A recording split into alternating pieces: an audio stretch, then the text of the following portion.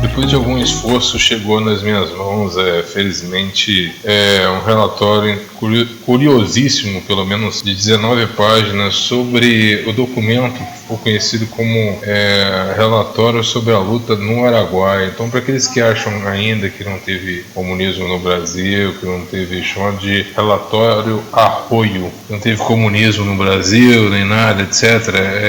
Acredito que procurei para ver se tinha virado livro, mas eu consegui aqui de forma indireta um pedaço, pelo menos de repente, desse relatório. Relatório Arroio, 1974, relatório sobre a luta no Araguaia. Este relatório foi escrito por Ângelo Arroio após o conflito e apresentado para o Comitê Central do Partido Comunista do Brasil. Mais uma vez, abre aspas, só para ficar explícito para a esquerdalha. Comitê Central do Partido Comunista do Brasil. Primeira campanha, aí começa, né? Dia 12 de abril de 72, iniciou-se a luta guerrilheira no Araguaia. Cerca de 20 soldados atacaram o, abre aspas, Piazão, principal PA, ponto de apoio do destacamento A. Entrando por São Domingos, dia 14, uns 15 soldados atacaram o PA do Pau Preto no destacamento C, entrando no São Geraldo.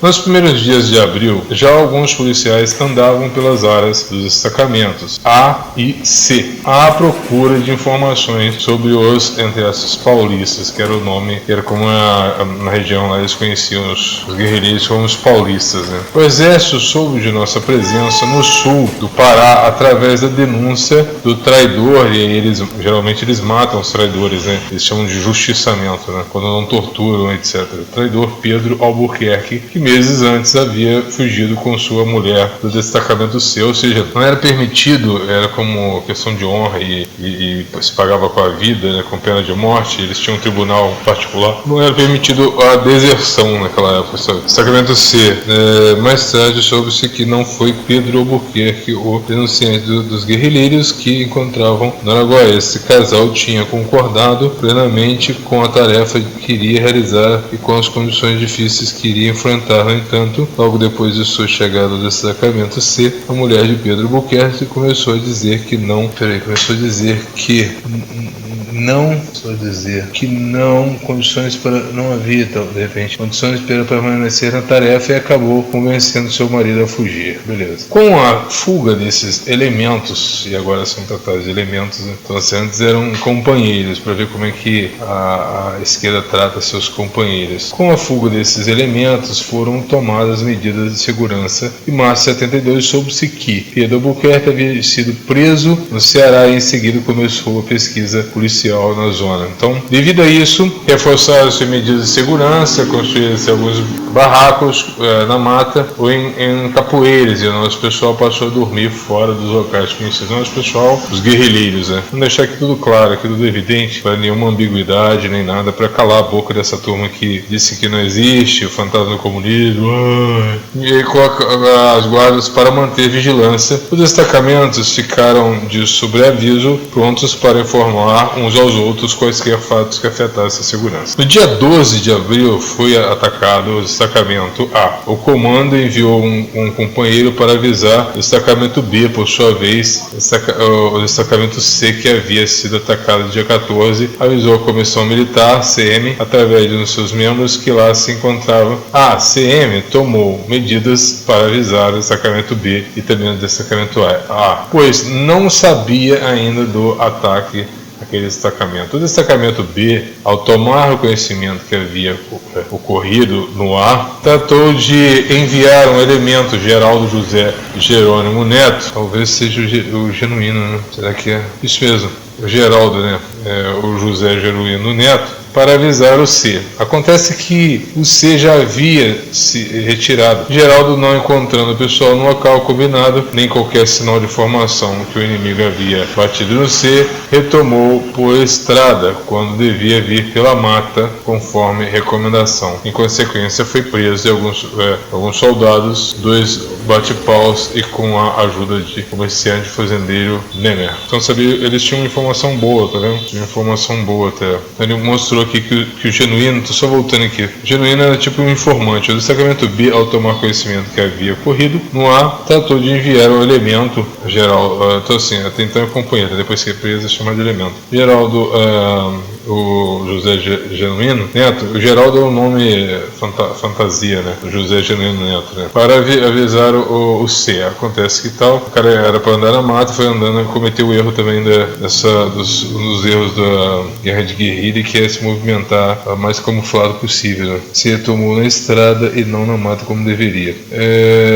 No ar foi, em consequência foi preso por alguns soldados e bate-paus, tal. No ar foi liberado um elemento, Nilo, né, o nome fantasia, Danilo Carneiro, que desde que chegara disse não ter condições para a tarefa. Ficou, no entanto, trabalhando num PA e concordou em permanecer até o começo da luta, quando seria dispensado. No dia 12, o comando entregou-lhe uma certa quantia para a viagem e mandou embora. Ao chegar a Transamazônia, Nilo foi preso. Esse também foi preso. Apesar, vou tentar fazer isso aqui em várias partes, tá? Senão fica grande demais, fica chato demais também de ouvir. Apesar de prevenirmos, os destacamentos tiveram alguns prejuízos materiais na retirada no Piazão, entre aspas, o ar, né? Ficaram roupas, calçados, remédios, livros, papel, a impressão, o manual do curso militar, armas que estavam em conserto e algum em vias de fabricação. Caiu também em poder do inimigo grande parte da oficina mecânica. No destacamento C, caíram 10 sacos de arroz, 10 hectolitros de castanha do Pará, um rádio e algumas panelas. A primeira ofensiva do exército se verificou quando ainda não se tinha terminado a preparação dos 3 destacamentos para a luta. A situação dos destacamentos era a seguinte: no ar havia 22 elementos, comandante Zé Carlos, André Grabois. Inclusive esse André Grabois é famosíssimo, aí virou instituto, etc. Então ele era o comandante, olha só, então esse instituto faz menção ao comandante Zé Carlos, nome fantasia do André Grabois.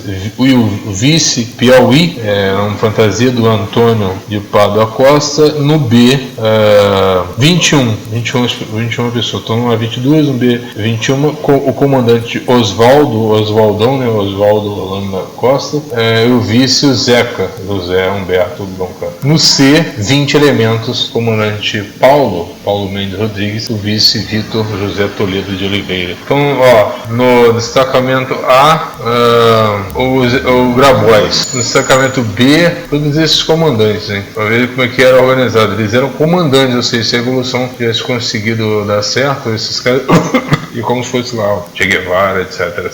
Oswaldão. E no C, Paulo Mendes Rodrigues. Na CM, além dos 4 membros, haviam 2 elementos de guarda. Ao todo haviam 69 elementos. Para completar os efetivos faltavam 13 elementos. Então, interessante, hein? Então a gente põe ali 82 ao todo, então, né? Vamos lá. Todos os destacamentos tinham reservas de alimentos, roupas e remédios e munição. Faltavam, no entanto, coisas indispensáveis no A e no C. Não havia reservas de farinha. As armas com que se contavam eram precárias. Quer dizer, no A e no C, além de pouca gente, né, sei lá, 82 pessoas no total, juntando todos os destacamentos, no A e no C não haviam reserva de farinha. As armas com que contavam eram precárias. Os destacamentos A tinham 4 fuzis, a arma desses caras, né, da Revolução, em 4 fuzis, 4 rifles 44.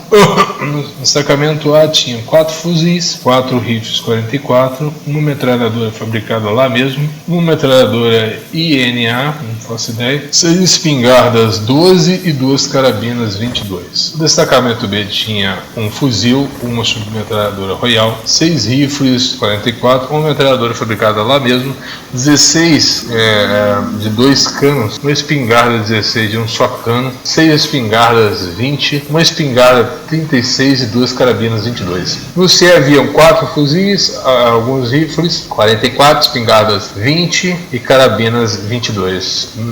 Na CM haviam 2 espingardas 20. A maior parte dessas armas eram antigas, né, e apresentavam defeitos. Todos os combatentes tinham revólver 38 com mágico 40 balas cada, embora todos os elementos tivessem feito progresso no conhecimento terreno, as deficiências ainda eram grandes. Muitos companheiros tinham dificuldades em se orientar na mata e caçavam mal. Não existia também uma rede de informação e comunicações, não existia organização do partido nas áreas periféricas, nem mesmo nos estados vizinhos. A CM e os destacamentos A e B dispunham de pouco dinheiro. Vou tentar ver o que é essa tal de ACM aqui, só para ficar mais claro. Bom, não sei, depois saberão, depois a gente vê. Dispunham de pouco dinheiro. A área de atuação dos destacamentos ia desde São Domingos das Latas até o rio Caiano, pouco mais de 20 quilômetros de São Geraldo. Em extensão, essa área tinha cerca de 130 quilômetros de comprimento por uns 50 quilômetros de fundo, um total de cerca de 6.500 quilômetros quadrados. A população da área onde atuavam os destacamentos era de mais ou menos 20 mil almas, sem incluir as zonas próximas, como Marabá, 8 mil habitantes, São João, 3 mil habitantes, os Araguatins, 5 mil habitantes, Xambioá, com 5 mil habitantes, e no norte de Goiás e oeste de Maranhão, durante os 3 anos, realizou também amplo trabalho de irrigação com as massas. Os produtos principais da área são castanha do Pará, babaçu, arroz, mandioca e milho. Quase toda a região é de mata e há muita caça. Ao iniciar a luta, a CM perdeu contato com o destacamento C. Somente em janeiro de 1973 esse contato foi restabelecido. E o início da luta agora. Quando terminar esse início da luta, eu vou findar, vou tentar fazer em 3 partes para não ficar chato demais. Início da luta, hein? O exército atacou, acho que o primeiro confronto oficial, de repente. O exército atacou simultaneamente os destacamentos A e C. Uns 10 dias depois, atacou os destacamentos B e também o local da CM. Deve ser tipo uma base mãe, né? As tropas ficaram na Transamazônia e nas cidades de Xambioá, Marabá, Araguatins, Araganã e nos povoados de Palestina, Brejo Grande, São Geraldo, Santa Cruz e outros. Não foi muito grande o número de soldados que entrou na área onde se achavam os PES, pontos de apoio talvez. Né? O exército ocupou algumas fazendas e sedes dos Castanhais, Mano Ferreira, outro Barracas, Castanhal da Viúva, Castanhal da Alexandre, fazenda do Nemer. Ele foi citado esse Nemer aqui, ó, que é um dos caras que ajudou lá. Utilizou aviões, helicópteros, agora entre essas aqui, ó, o exército está dizendo aqui, utilizou aviões, helicópteros nos rios de Guarapés, barcos da Marinha. Então assim, no período 72, se não me engano, foi o período da Guerra do Vietnã, ou fim da Guerra do Vietnã, alguma coisa assim. Eu vou até verificar aqui para melhorar a informação. Olha só, a Guerra do Vietnã foi de 55 a 75. Que curioso, hein? De 55 a 75 aqui 72, oficialmente. Né? Então, assim, no período de Guerra no Vietnã, com o Brasil afiado com os Estados Unidos, podendo ter aviões, helicópteros nos rios de Guarapés e barcos da Marinha, tropas não chegaram a entrar na mata, movimentando-se pelas estradas, ficavam emboscadas nas proximidades e as casas de moradores das roças, capoeiras, grotas e algumas estradas. O exército procurou apresentar os guerrilheiros como marginais, terroristas, assaltantes, bancos, maconheiros, etc. Depois passou a dizer, não são como ironizar bastante, que é isso que eles sabem fazer. Depois passou a dizer que éramos estrangeiros, russos, cubanos, alemães. Prendeu muitos elementos de massa que consideravam mais amigos nossos, tanto nas roças como nas cidades vizinhas. Depois de alguns dias, elementos foram soltos. Começaram a se apoiar nos bate-paus da região e recrutar muitos deles para pô-los a seu serviço. Esses bate-paus seriam tipo os mateiros, né? Pessoal ali conhecido da região, porque tem alguns fundamentos da guerra de guerrilha, que é o conhecer a mata, né? Então, como o exército não conhecia muito bem, ele tinha que ter, digamos, alguém conhecido aí, visto que até mesmo para pegar o Lázaro, né, num caso atual aí, eles precisaram desses mateiros aí, esses bate-paus. Né? Forçaram muitos, inclusive o Oswaldão foi morto por um mateiro, sabe? Forçaram muitos moradores a servir de guias. Todos os nossos locais foram queimados pelo exército, inclusive os paióis de milho, de arroz e depósitos de castanha. Cortaram todas as árvores frutíferas, também algumas roças e casas de nós foram queimadas. As perseguições estenderam aos padres, alguns foram presos, depois soltos. O exército não possuía informações compradas sobre nós. Alguns PAs só foram queimados uns 15 dias depois. Nisso da luta, o exército, além de farda comum, usou também roupa azul, roupa camuflada e trajes civis. Os patrulhas eram de 10 elementos, mas usava também grupos menores, 6 ou maiores de 30. Recebia alimentos em campanha, em latas, sacos plásticos. A primeira campanha se prolongou até julho, que acho que 73, né? Nossa atuação, e aí vou tentar fechar essa parte aqui, vamos ver. Nossa atuação é grande, hein? Segunda campanha a gente parte por outro dia. Nossa atuação, vamos lá. Ao serem atacados, todos os componentes do destacamento A e B retiraram-se em ordem para as áreas de refúgio. De imediato não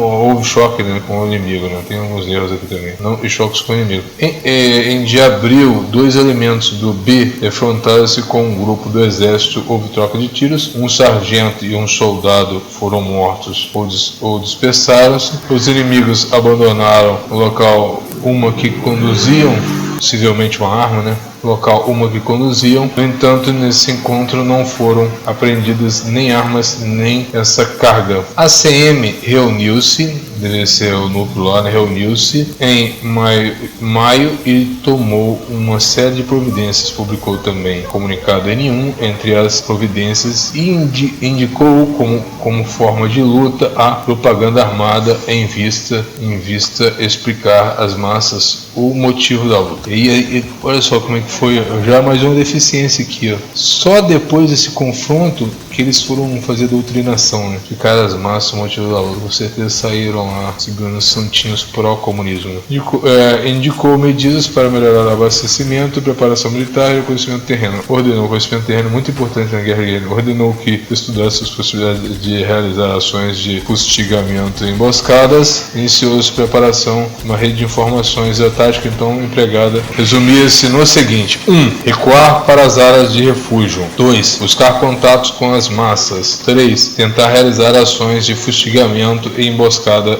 do inimigo.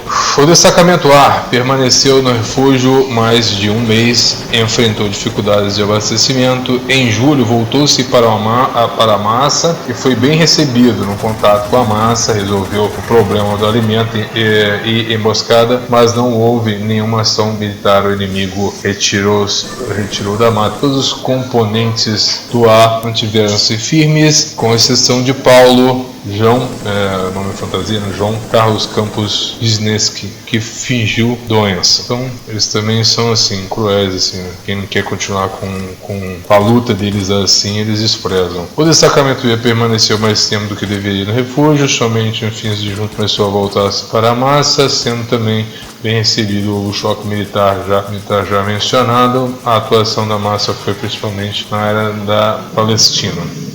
Esse destacamento B, se não me engano, é do Oswaldão. O destacamento C apresentou alguns problemas mais sérios. Em abril, o destacamento já havia abandonado a área de Caiado, onde atuaram, e se concentrar numa área mais mata, mas onde o pessoal era recente, não conhecia bem a região. Além disso, entre os camponeses do C, haviam 2 elementos incorporados há apenas uns 3 meses. 2 outros ingressaram no momento mesmo em que a luta se iniciava. Logo no início, alguns elementos mostraram vacilação. Miguel e Josias. Então, os elementos mostraram vacilação. Começou a linguagem inculta aí de arrogância.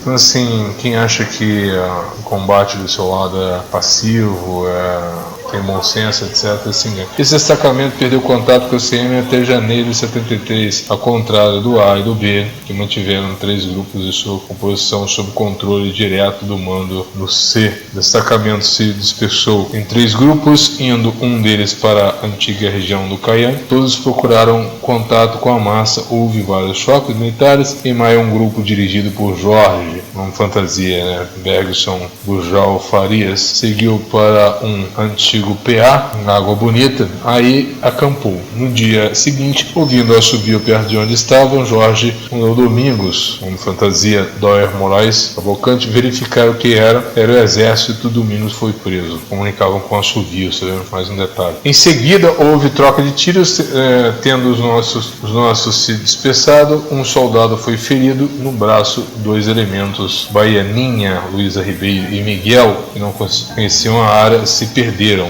Logo depois foram presos em casas dos moradores em pontos diferentes. Domingos se comportou mal e levou o exército a um depósito do destacamento onde haviam remédios e alimentos. Dias depois, Paulo, comandante do destacamento, procurou um morador do nome Cearense, seu conhecido, que já havia prestado alguma ajuda, encomendando-lhe um rolo de fumo que seria apanhado dentro de uns 3 dias. Cearense sempre foi muito ajudado por Paulo. No entanto, diante da recompensa oferecida pelo exército de cruzeiros a cada guerrilheiro que entregassem, Cearense foi a São Geraldo e avisou o exército do ponto marcado por Paulo. No dia de apanhar o fumo, dirigiu-se ao local, o grupo constituído por 5 elementos: Paulo, José, nome fantasia, né? Áurea. 5 elementos: Paulo, José, Áurea, Elisa Pereira Valadão, Ari, o Arildo Valadão e Josias. Ao se aproximar do local, foram metralhados, tendo morrido Jorge. Os demais se dispersaram no choque. Perdeu-se, além da arma de Jorge, uma pistola 45 que Paulo conduzia. Em meados de junho, 3 companheiros, dirigidos por Mundico, nome fantasia, Rosalindo Souza, procuraram um elemento de massa, João Coió, que já tinha ajudado várias vezes os guerreiros com comida e informação. Ficou acertado o dia em que ele voltaria em São Geraldo para entregar as encomendas. À noitinha desse dia, aproximaram-se da casa Mundico, Cazuza, o nome fantasia Miguel Pereira dos Santos, e Maria, nome fantasia de Maria Lúcia Petit, mas perceberam que não havia ninguém. Cazuza afirmou que ouvia alguém dizendo baixinho: pega, pega, mas os outros 2 ainda nada tinham ouvido. Acamparam a uns 200 metros. Durante a noite ouviram um barulho que parecia da tropa de burro. Chegando na casa de manhã cedo, ouviram um barulho de peão batendo. Aproximaram-se com cautela, protegendo-se nas árvores. Maria ia à frente, aos 50 metros da casa, concebeu um tiro e recebeu um tiro, e caiu morta. Nossa Maria recebeu um tiro e caiu morta. Outros 2 retiraram-se rapidamente. 10 minutos depois, helicópteros metralharam as áreas próximas da casa. Alguns elementos de massa disseram mais tarde que Maria fora morta com um tiro de espingarda desfechado por Coió. Este logo depois desapareceu com a família. Uns dias mais tarde, Regilena, não fantasia, né? Regilena, entregou-se ao exército, deixou no acampamento a espingarda e a mochila. Em princípios de julho, Vitor e Carlito, nome fantasia, né? Weber Lemos da Silva, saíram para tentar um encontro com a CM, mas Carlito não pôde prosseguir viagem devido ao agravamento de uma ferida leishmaniosa na perna. Sem poder caminhar, ficou num castanhal próximo à entrada, enquanto Vitor voltava para avisar os companheiros. Nesse meio tempo, passou pela estrada o bate-pau Pernambuco, que ouviu o barulho de alguém quebrando um ouriço de castanha. Levou então o exército ao local. Ao procurar se defender, Carlito foi bastante torturado. Chegou a ser amarrado num burro e por isso arrastado. Elementos da massa disseram que viram praticamente morto sobre o burro. Soube-se depois que Carlito levou os soldados até um velho depósito que nada continha.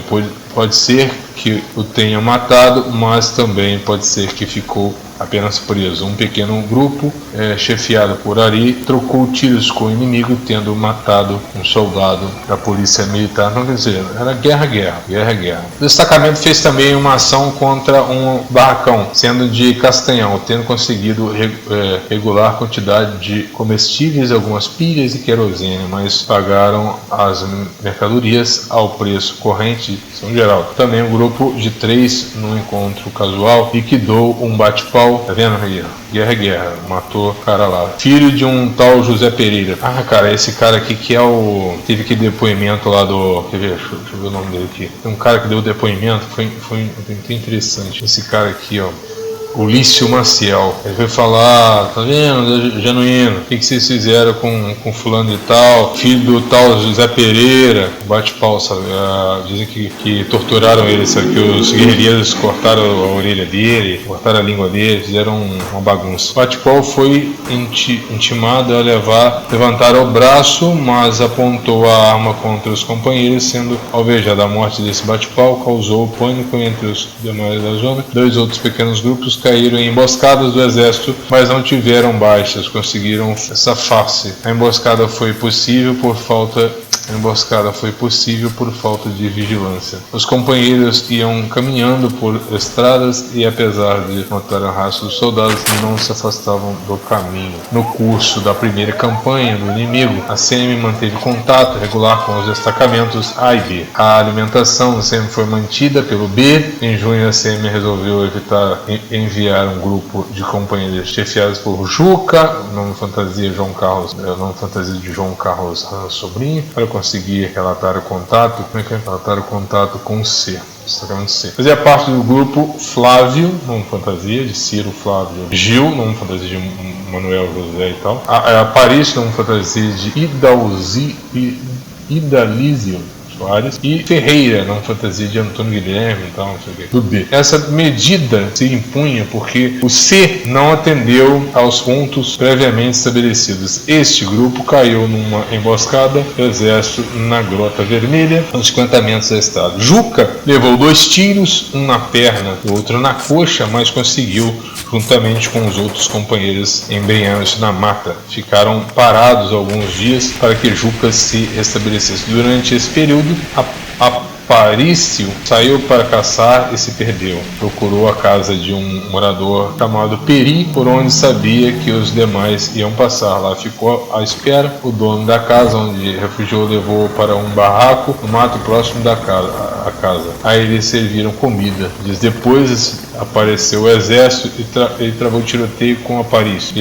Esse descarregou todas as balas do revólver que tinha. Quando tentava enchê-lo de novo, recebeu um tiro e morreu. Descarregou as balas e foi recarregar. Guerra. Não se sabe se o exército chegou por acaso ou se foi denúncia. O Juca, com os outros, foi até a casa do morador conhecido que podia fazer o contato com o C. Deixou ainda um ponto para o Paulo, uma fantasia mesmo. Mas o ponto era uma indicação que só Paulo poderia saber. Juca retornou à CM com os demais. A CM reformou a sua guarda com a vinda de Ari, uma fantasia de Marcos José, do A, e Zezinho, do B, e tentou fazer contato com o CC. Assim termina o período da primeira campanha do inimigo. Eu termino aqui, depois a gente continua com a segunda campanha. É bem curioso, é interessante, esclarece muita coisa. Relatório Arroio, vale a pena. Relatório Arroio, entre outros relatórios, para 1974 esse relatório. Mas a luta foi registrada em 72. Movimentação brava mesmo. Depois a gente continua esse relatório Arroio, que é muito interessante. Por acaso chegou e foi uma recomendação do livro A Lei da Selva, um dos primeiros que saiu narrando sobre a guerrilha do Araguaia. Então assim, vale, cada vez que a gente vê isso, a gente encontra algo surpreendente. É isso daí, espero que tenham gostado.